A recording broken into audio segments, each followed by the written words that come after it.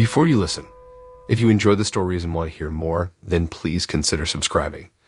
Most of you listening aren't subscribed, so please take this time to subscribe. Turn on notifications so you'll never miss a story and be the first to hear. You'll also be supporting me. Thank you.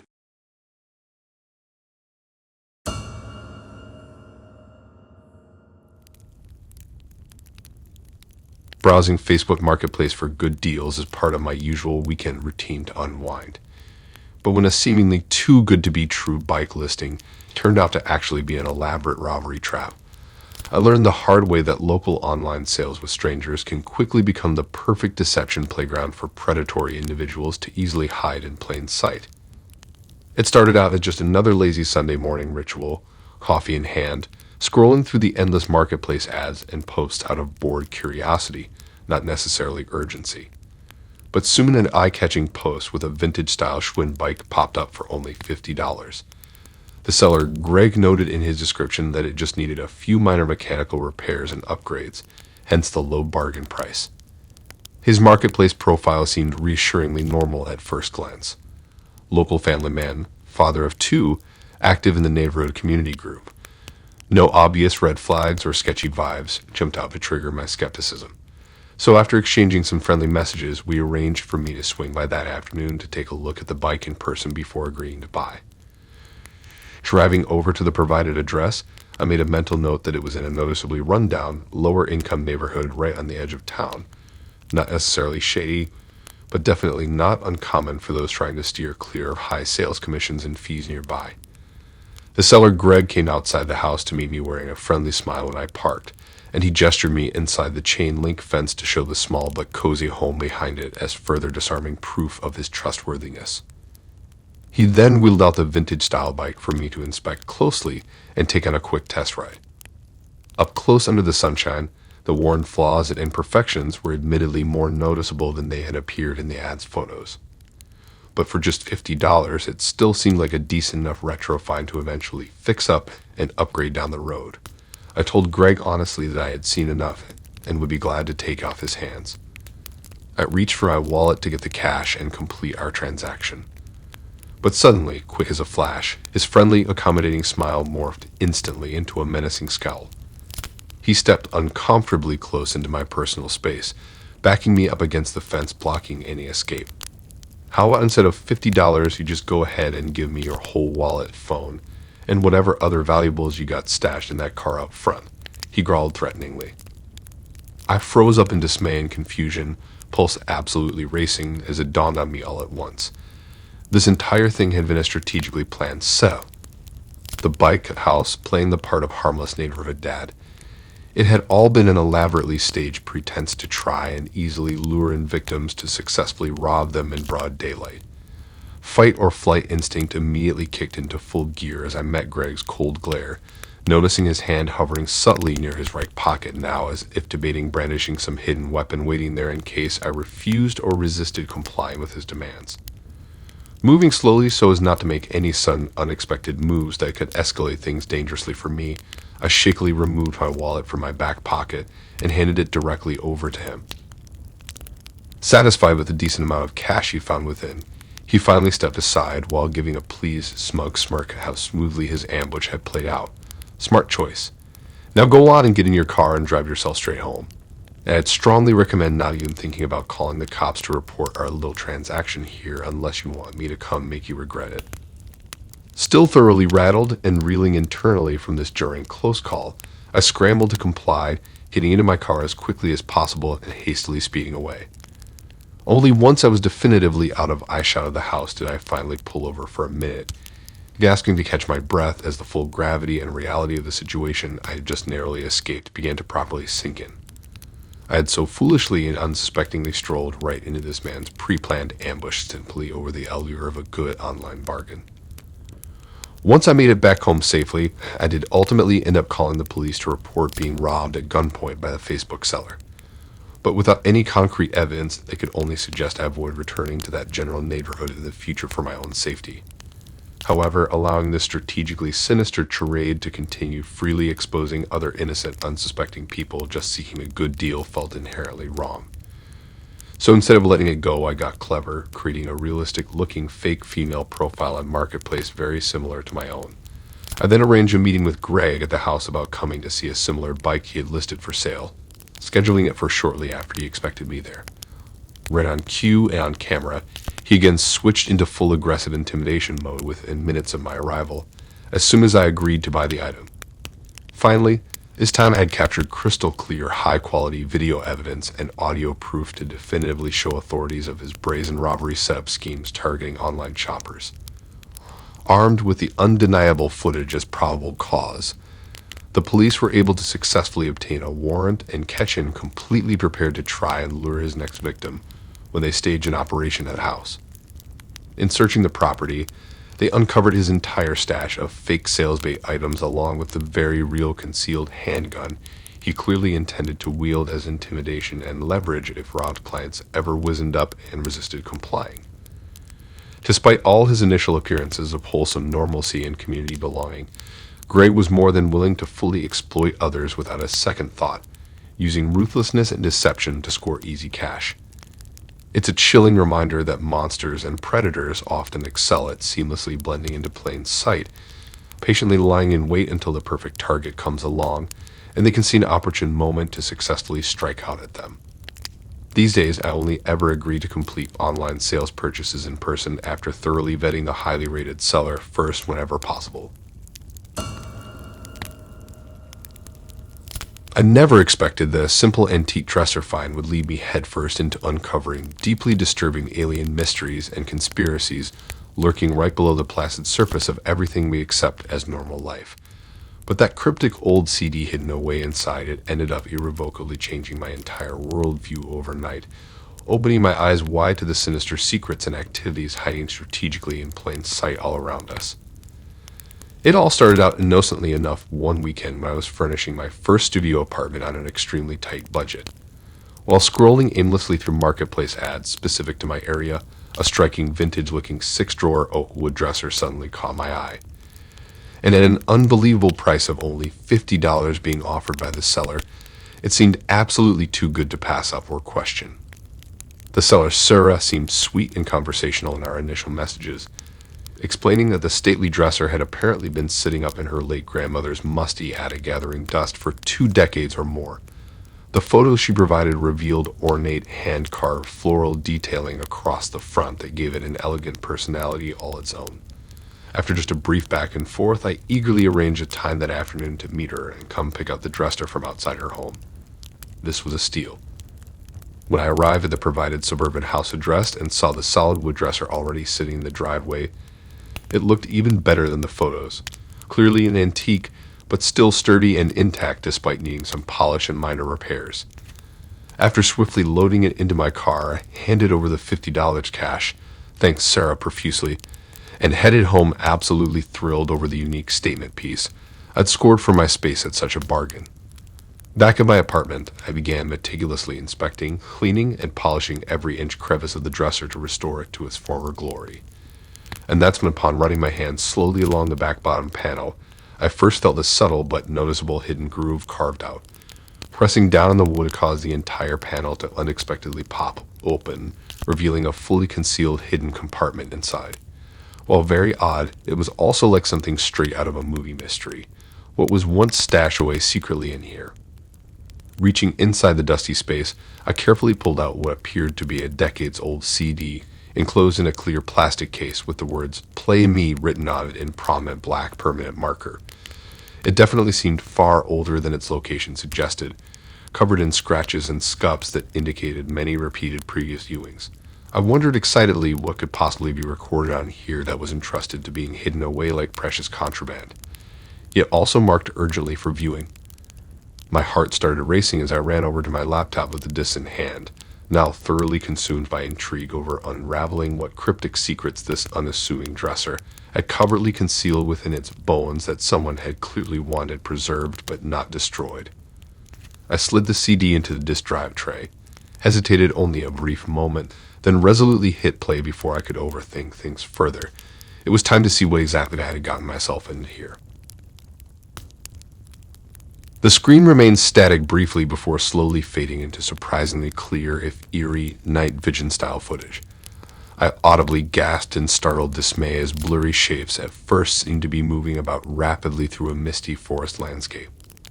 The vague figures almost appeared to be levitating or floating above the ground at times, darting along at clearly inhuman lightning speeds with no sound beyond faint intermittent odd clicking noises. Then the title UFO Tracking Experiment Number 14B appeared in simple block letter text, and I could feel my reality unraveling in real time.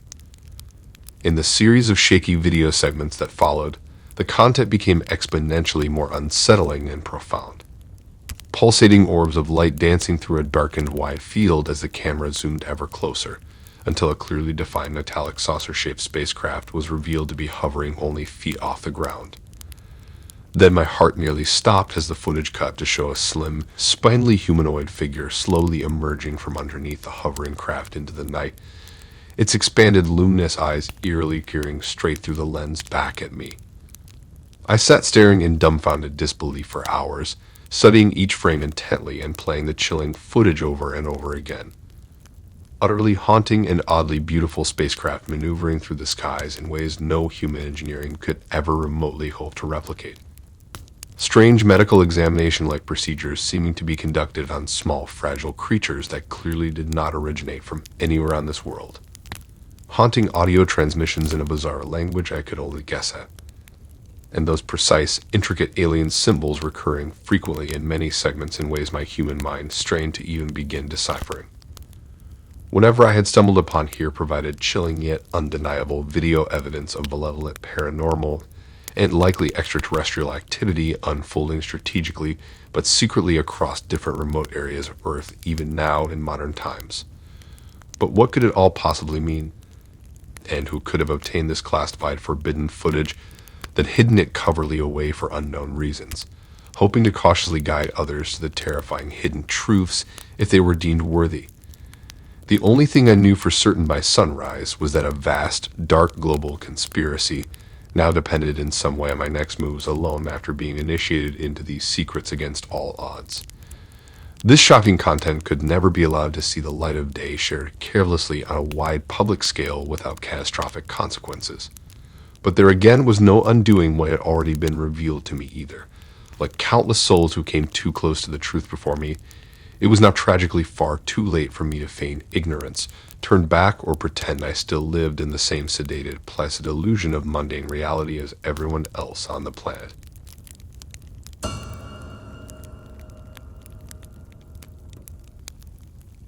Selling an old retro gaming console on Facebook Marketplace was supposed to be just a quick, easy way to declutter and earn a bit of cash.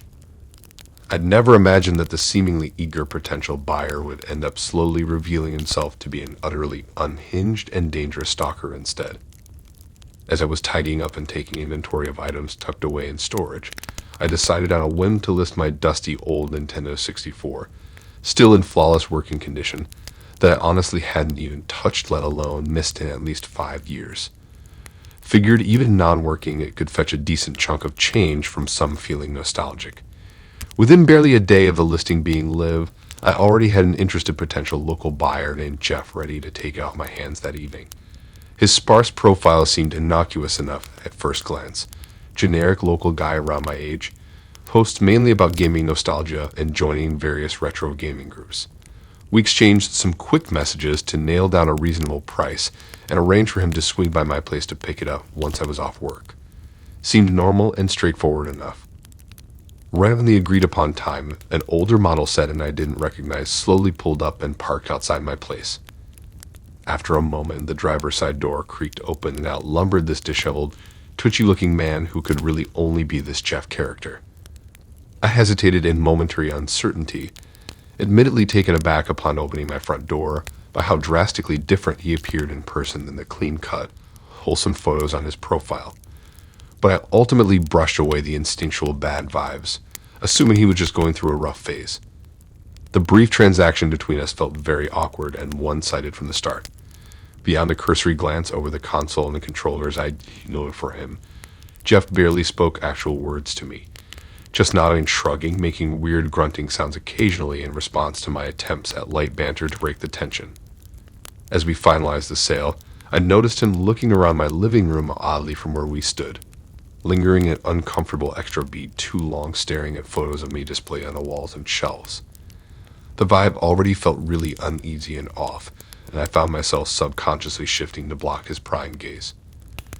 After a painfully awkward goodbye at the door, pure relief washed over me once his car had driven off my street, and his disturbing presence was finally gone. While our entire interaction had lasted less than 10 minutes, something about this Jeff guy had admittedly left me feeling unsettled and mildly alarmed without knowing exactly why. Chalking it up to my own social anxiety around strangers, I tried shrugging it off and went out the rest of my mundane weeknight as usual, nearly forgetting about the bizarre encounter altogether. Until later that same evening, when unexpected movement outside my first floor bedroom window suddenly caught my eye. Heart seizing in irrational fear, I cautiously peeked out between the blinds to see a very familiar-looking sedan idling ominously on the dark side street right in front of my house. It took a few seconds for it to register. It was undoubtedly Jeff's creepy car, just sitting there with the silhouette of a driver inside watching my home intently. I quickly snapped the blinds back shut, trembling hands making it difficult to properly close and latch them. The reality of what was happening flooded over me all at once. This was absolutely not some innocent coincidence. This strange man had deliberately tracked down my personal address after leaving here, and now mere hours later was already boldly back to continue spying on me and my home in the dead of night for some as yet unknown, unhinged reason. Out of sight, I heard the idling car rumble off slowly into the darkness again. But the lingering sense of being vulnerable and exposed did not fade nearly so quickly along with it. Every mundane creak and shadow around the house was now amplified, taking on an ominous and threatening undertone after catching Jeff's unexpected surveillance attempt. I knew with utmost certainty that he could easily return again at any time to resume watching my comings and goings if this apparent stalking obsession continued escalating. And that meant nowhere truly felt safe anymore, even here in my own space. I debated back and forth with myself whether calling the police to report the encounter would be wise or premature overreaction. After all, with no actual harm done yet, what could they realistically do without more concrete evidence this man posed an active threat?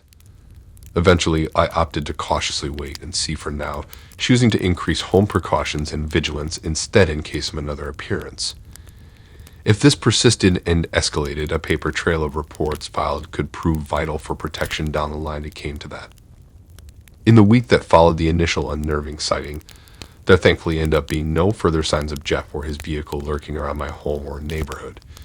But maintaining constant guarded hyper-awareness of my surroundings was beyond exhausting. I wondered privately if taking the bold risk of confronting Jeff directly could potentially scare him off for good if I made it abundantly clear his advances were unwanted. But approaching a likely unstable man already fixated on me also might dangerously provoke him into scarier behavior rather than deter him. It was a nerve-wracking catch-22 no matter how I looked at it. After prolonged and anxious deliberation, I decided to try cautiously setting a sort of trap, listing another very generic, insignificant household item for local sale again. I chose not to disclose my address publicly this time until contacting a buyer directly. And just as expected, Jeff appeared on my doorstep that very same evening, right on cue, to resume his drive by stalking and lurking right outside my home immediately after acquiring my location. When his car pulled up, I made sure to secretly film out the window as concrete proof of his return to show authorities. As soon as he left again, I promptly called the police to report the escalation. But predictably, by the time a patrol car arrived to search the area, Jeff had long vanished back into the shadows, the only lingering trace of him remaining in my own deeply shaken psyche. With still no solid way to affirmatively identify or trace this man by name or plates, the responding officer indicated there was little they could actively commit to pursuing without clear evidence that he had outright broken laws or directly threatened me.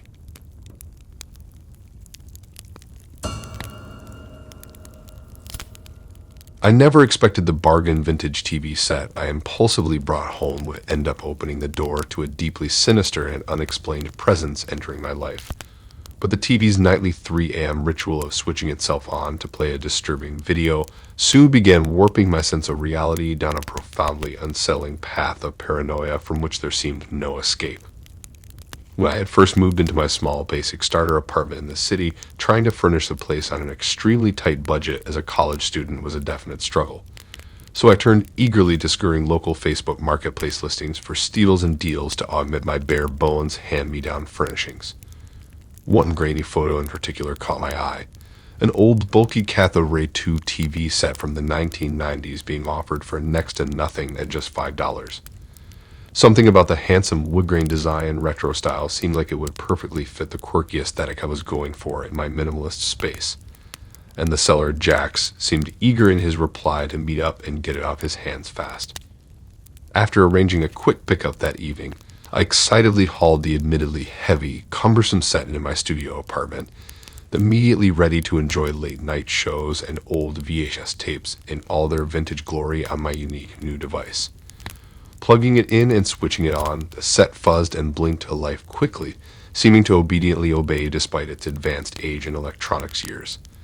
The picture, while not HD sharp, was surprisingly decent enough visually, with only minor crackles and dancing shadows flickering across the analog display technology. For $5, I felt like I had really lucked out and scored a retro connoisseur's dream machine. That very first night, I had left the aging TV powered off and untouched up on its stand until finally turning in to go sleep around midnight. As I drifted off, everything in the tiny space seemed reassuringly normal and still. But suddenly, after what felt like only minutes of actual sleep, my body was shocked awake later by the jarringly loud static hiss of the television set somehow switching itself on in the dark. I immediately assumed the abrupt sound must have just been caused by some internal power surge or short, making the old electronics accidentally flicker to life after sitting plugged in unused for hours. Half awake and fairly logical in my thinking still, I reluctantly stumbled groggily out of bed in the pitch-black room to tap the manual power button on the set until it switched back off, then crawled straight back under my covers to quickly fall asleep again undisturbed. When this exact same bizarre scenario happened a second time the very next night, my rational explanations for the odd occurrence immediately gave way to an intensifying sense of underlying unease. Peering closer at the TV screen in the dark, I felt the hairs on my arms stand straight up. The grainy monochrome picture displayed wasn't merely standard analog static and white noise. Rather, it appeared to be some form of distorted vintage video recording showing a blurry, sinister clown face staring directly into the camera lens with dark, piercing eyes, almost as if it were intently peering straight through the screen and into my very soul. The echoing quality of the analog footage seemed to synchronize uncannily with the erratic pounding of my heart. Temporarily convincing myself this must simply be just some strange localized quirk of the outdated cathode ray technology involved, I unplugged the entire set directly from the wall that next morning. But my weak logical reassurances were rendered totally meaningless later that night when, right at 3 a.m. on the dot again, the deeply unsettling clown video returned as expected, lighting up the dark room, emitting crackled circus call-out music. Despite the vintage television remaining completely physically disconnected from any power source or transmission. I sat paralyzed in my bed, watching its vacant grin somehow seem to slowly broaden even further as the phantom clown stared me down, its soulless eyes boring mockingly through the glass screen as if peering directly into the darkest recesses of my psyche. Clearly, no rational earthly explanation could fully account for how this nightly 3 a.m. summoning continued manifesting so precisely against all laws of science and reason. Growing desperate for any answers that might end the maddening cycle, I frantically researched the TV's vintage model number online. Buried deep in a niche analog television enthusiast forum, I uncovered a single shadowy thread describing people experiencing a scenario eerily similar to what I was currently enduring, right down to the clown video playing at 3 on the dot no matter what.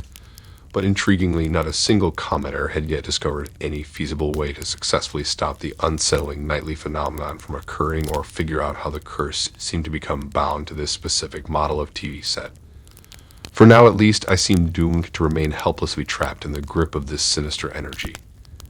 My blood turned to ice in my veins when the still image unexpectedly changed after over a week frozen, the blurry clown now unmistakably seeming to gesture and beckon me alluringly closer to the set. Without thinking, I recoiled fully from the bed and sprinted to cower trembling in the farthest corner of my small apartment until the TV finally powered down minutes later, just like clockwork. It was then I realized in horror that whatever menacing presence had attached itself to this device was actively growing stronger each day. And night by night, it was seeking to further pull me deeper into its dark energies, otherworldly influence, and twisted game. In a moment of panic desperation, destroying the enigmatic set crossed my mind briefly. But according to the forum, others had already attempted unsuccessfully to stop the nightmarish 3 a.m. ritual through dismantling or smashing the cursed object, with the TV invariably finding its way back to operational condition to continue the entity's bidding as if nothing had been done.